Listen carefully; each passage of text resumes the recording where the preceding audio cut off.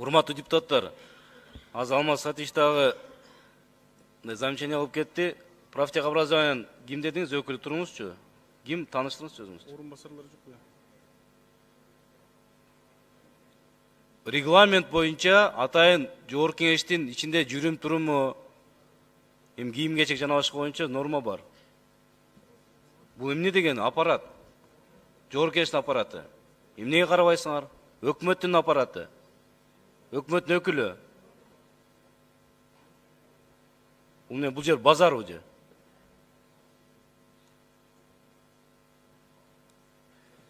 Сиз комитет чечими боюнча да чакырылгандар катарына жок экенсиз, сиз бара берсеңиз болот.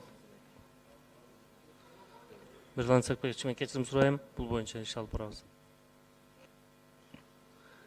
Сөз Туманбаева Рада Мураталиевна, депутат, сизде.